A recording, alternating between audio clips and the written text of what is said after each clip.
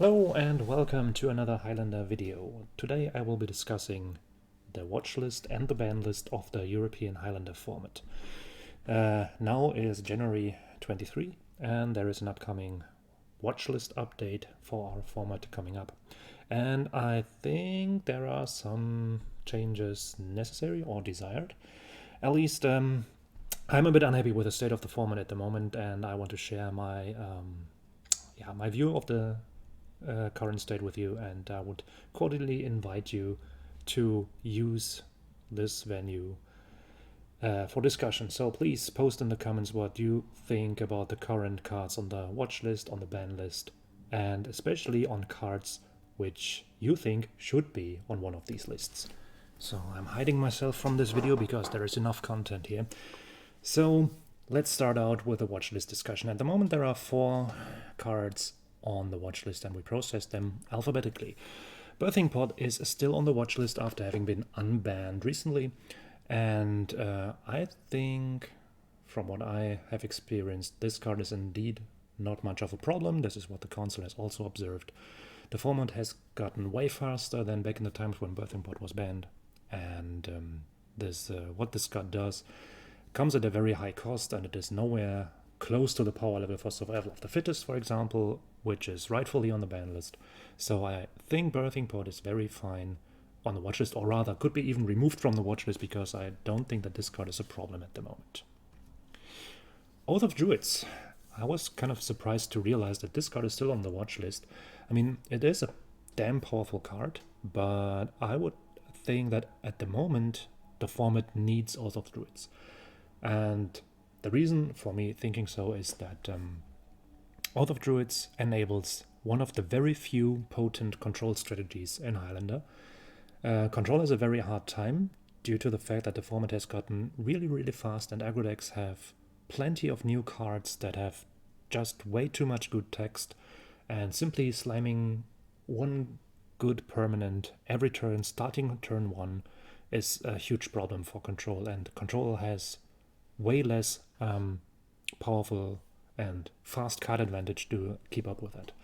And Oath of Druids Control is one way to compensate for the extreme pace that the aggro and mid-range decks have in this format. So I consider this card at the moment very vital for the format, for the archetype that it enables. If Oath of Druids wasn't in the format, I think it would be absolutely down to pure mid-range, who draws the best spoilers when, and that would be kind of a boring format. So I would vote for remove Oath of Druids from the watch list. This card should stay in the format. Oko, Thief of Crowns. Yes, this is a card I would also suggest to remove from the watch list and move it to the ban list. So there was a discussion a year ago, maybe half a year ago, that Sultai had become too strong because all the good permanents, all the good cards seem to be printed in blue and green, and subsequently Euro was banned and Oko wasn't. So I'm not a friend of these why is this card banned and this card not, but in this particular case I really have difficulties following the argumentation. So Oko is a card, especially when you play green, which you have to because it is green, you can play a turn 2 easily off a mana elf, and then it frequently simply runs away with the game, because unlike other planeswalkers, it has virtually a starting loyalty of 5 or 6, which means that it's a very early planeswalker, which is very hard to compete, even for the very strong, powerful mid-range and aggro cards that have been printed.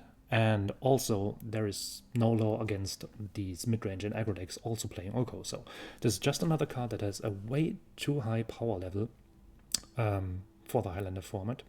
And I think this card should definitely be banned, because for very low mana investment, it creates so powerful effects it can even win the game by itself. And I think that is not particularly healthy. So this is one of the cards, maybe this is the first card in the format. It's from Eldraine, where Wizards started to actively push the power level to increase sales and make Magic, I don't know, spectacular again, I don't know. And From Eldraine onwards, there have been printed many broken cards, and Oko was the first of them. And I think Oko is unhealthy for the format and should go. Urza's Saga, the final card on the watch list. This is a bit more difficult than the others. For the other three, I have a very clear opinion.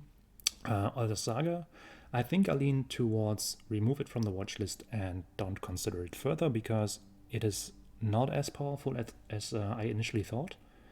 When there was a trial period for Skullclamp, this card was utterly broken, but it was, as the council rightfully observed, it was due to Skullclamp and not to Urza's Saga. So Urza's Saga itself is, first I included it into every Highlander, into every archetype I had.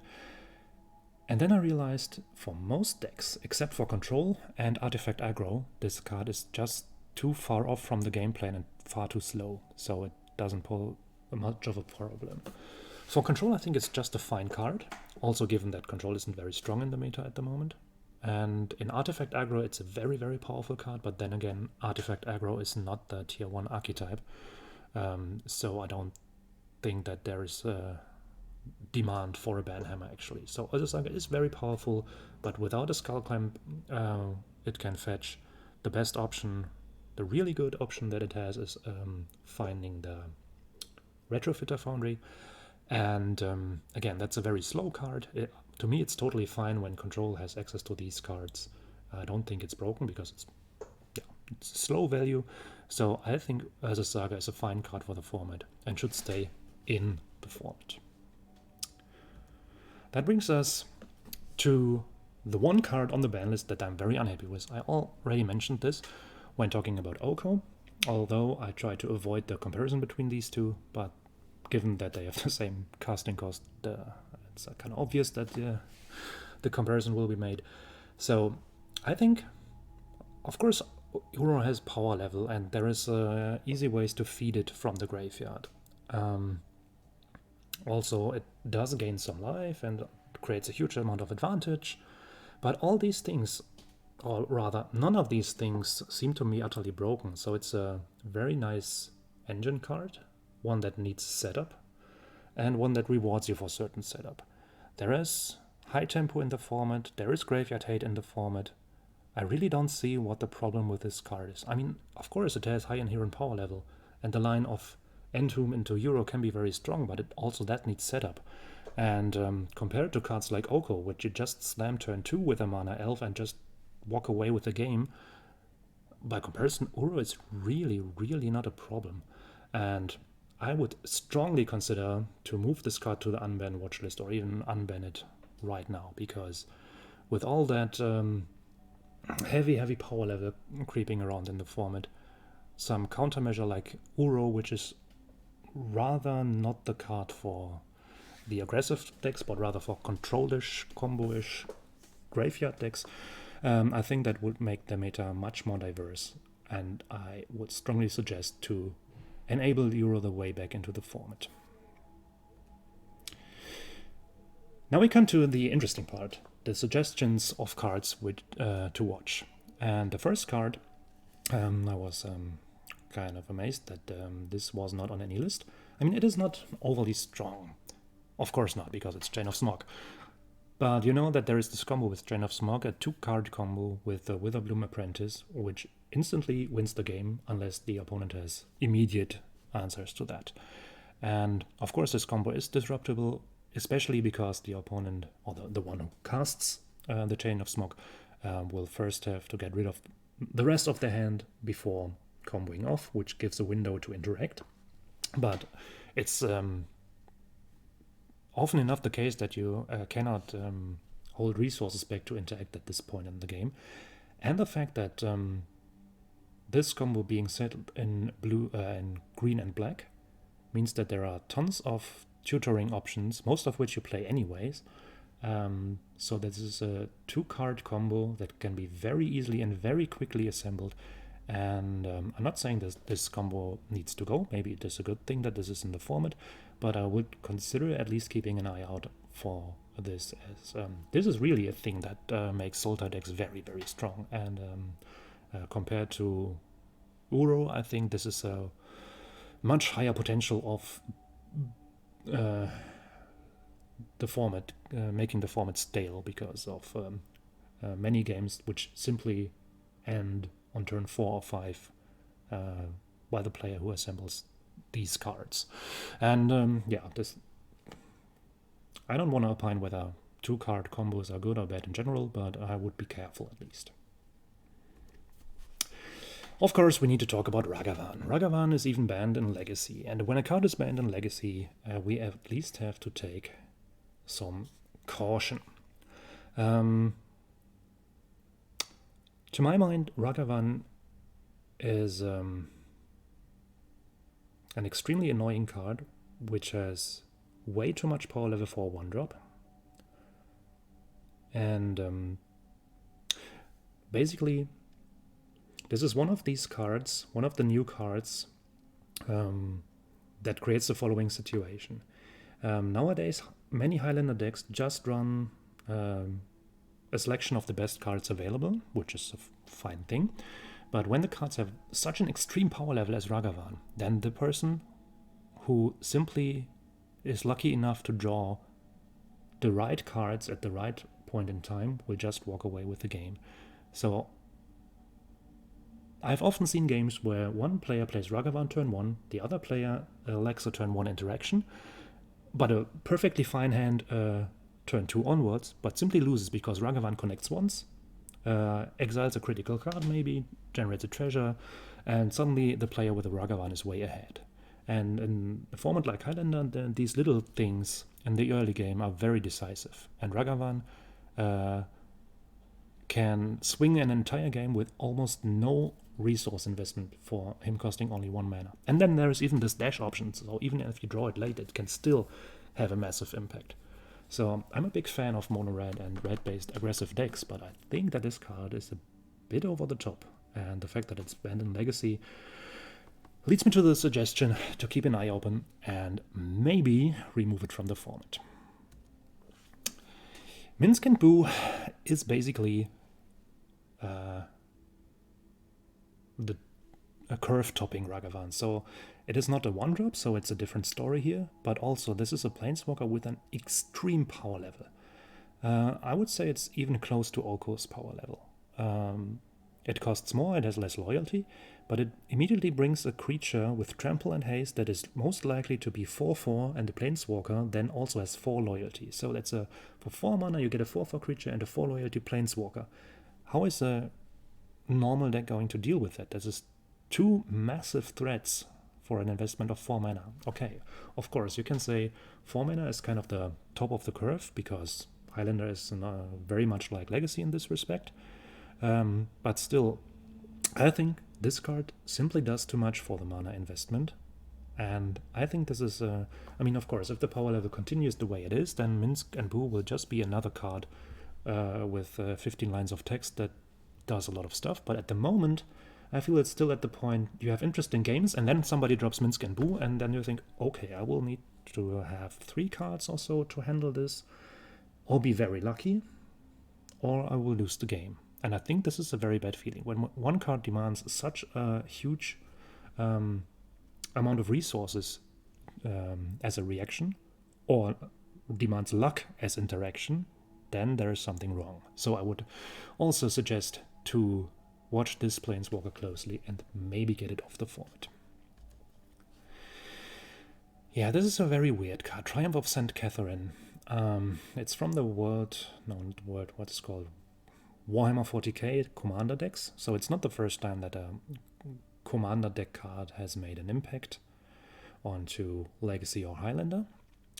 But this card is problematic, I think, because it's I mean, the baseline, 5 mana for a 5/5 lifelink is fine. This is nothing wrong about it. But Miracle for 2 mana is another of these cards. When you flip this card, get a 2 mana 5/5 lifelink into play, then this is a massive blow.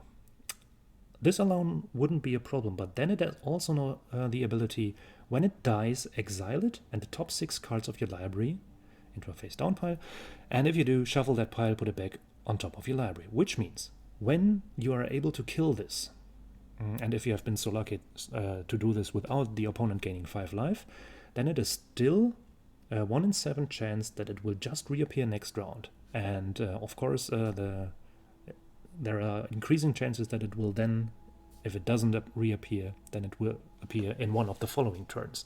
And this is just very, very stupid. Because it simply makes certain aggro strategies impossible. If you don't have an immediate exile or the like removal, then this poses a massive problem that you simply cannot handle when you're quote normal unquote aggro deck. And what makes this even more stale to my mind is that Miracle is inherently a very random ability, which is very luck based, and also the ability when it dies then shuffle it, and it may randomly reoccur in one of the following turns, is also much luck involved, and I don't like it when these cards are so obviously skill reducing and luck increasing. And moreover, we know this from Miracle and Legacy, although it might not be a deck anymore, but in earlier times you could use the on top tutors, which are usually inherently balanced because they're tutor on top. When you find a Miracle card, then you cheat around the Miracle drawback, so you know that you draw it, and the tutoring to the top is actually an advantage because you save mana, and this creature in combination with Worldly Tutor is actually a massive problem, I think. So I'm not sure if this is really it needs to be removed from the format, but I think this card in all is very problematic, and it's just one another of these cards that simply it leaves the opponent that the game has just been taken away randomly from them, and this is there are too many cards that do this at the moment, and I'm not very happy with it, so I would suggest to watch cards like this closely. Yeah, and then we reached the end of the video, and this is the absolute pinnacle. And on my last Highlander tournament, after my last Highlander tournament, I actually decided that I will focus more on Commander now. And it is not an anecdote, it is a true story, so I haven't played Highlander ever since the last tournament some weeks ago, because I was so frustrated that even cards like this not only are legal in the Highlander format, but are actually good, and they are good in an absolutely random way, because you roll a die and then you get an effect. So you cannot really plan which effect you get, but the fact that all of these effects are rather good, and the effect that if you roll a 6, then you can activate 2 more abilities, that's just very random and very bizarre and massive card advantage that this card creates. And aside from the fact that I don't think that these Infinity cards should be in the format at all, a Planeswalker that gives a random strong effect based on a die roll, I think this is just not what serious Magic should be about. Maybe I'm mistaken there, maybe this is something that everybody finds cool, but when I realized that not only the Warhammer Commander cards made an impact in the format, but also Infinity cards made an impact, I decided maybe I wait a little and see how the format of Highlander evolves in the future, because this really spoiled it for me. So let me know what you think about the format at the current time and what you think about the cards I discussed. Please mention cards that I've missed in this review. For example, you could talk about Initiative, which I didn't include because I don't consider it too problematic. But of course, Initiative is just another of these things that seems to be doing too much and just overloads the format with good stuff value, eliminating many interesting strategies. So, thank you for watching. Let me know what you think, and take care and goodbye.